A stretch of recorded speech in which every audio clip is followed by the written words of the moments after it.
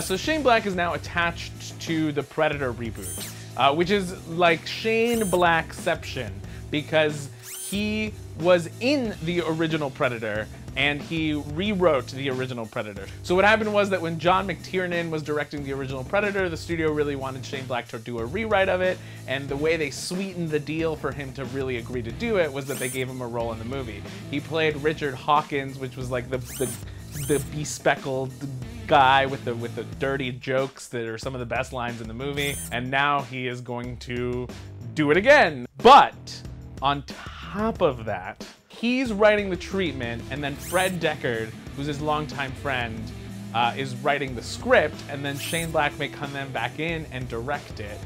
Shane and Fred have worked together before. They did Monster Squad together back in the 80s. That one's a really weird movie, but it's actually kind of fun. And John Davis is producing again, and he produced the original Predator, so it's kind of a nerd dream team. It's almost kind of a surprise that it all worked out in that way. I'm personally really curious to see what happens, because they've tried to do Predator sequels and Predator reboots kind of multiple times now, almost none of which have been all that great. I mean, Predator versus Alien is what it is, and it's fun to watch because it's like Predator, Alien, blah!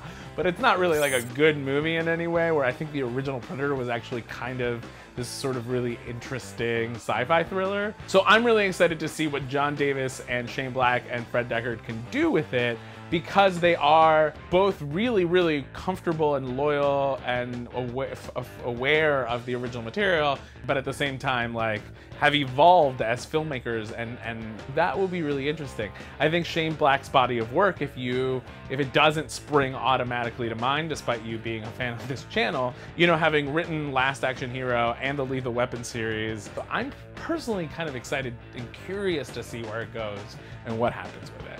Next, the first images of Tom Hardy and Charlize Theron from Mad Max have come out. They look really cool. In my opinion, specifically to me, I really like Charlize Theron's missing arm and robot arm thing. I don't know yet how to feel about this movie. I have a lot of mixed emotions. I do like Tom Hardy, and I do think that he's going to be able to step into Mel Gibson's shoes really sort of easily and kind of one-up Mel Gibson. Maybe that's just because Mel Gibson has tarnished his image in my brain since the original Mad Max, which I do love. So I don't know. I haven't thought about this really seriously yet, but I think this is a really cool first image. Let me know what you think, because I'm still digesting it and don't know how to feel. So next is that a trailer came out for Fury, which is a World War II Brad Pitt movie that David Ayer directed. And David Ayer wrote Training Day, and he directed End of Watch, which is, I personally think, seriously underrated. I think it's a really strong movie. He then directed Sabotage, which nobody saw and you kind of don't have to see. But I'm really excited about Fury. It's a World War II 1945 story where the Allies are making their final push into Europe, and Brad Pitt leads his squad on this like almost suicide tank mission that's doomed to fail, but is going to help the Allies win the war. Unfortunately, it also starts Shia LaBeouf, but I watched the whole trailer and I never noticed him in it. I think he was in like 2 shots, which I think they purposefully did because they know we all hate him. It also has John Barenthal and Michael Pena.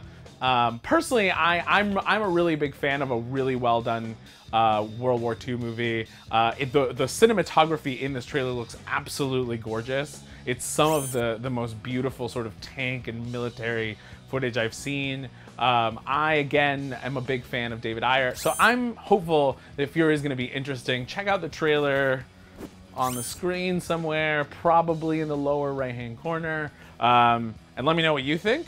But I personally, hopeful it comes out in November. Check it out. Now, that was a lot of stuff, so I didn't really know what picture to print out to put on the wall. So I'm going to leave you with this really awesome picture of Queen Elizabeth II staring awkwardly at the Iron Throne with Lena Headey being like, "Are you gonna sit in that?"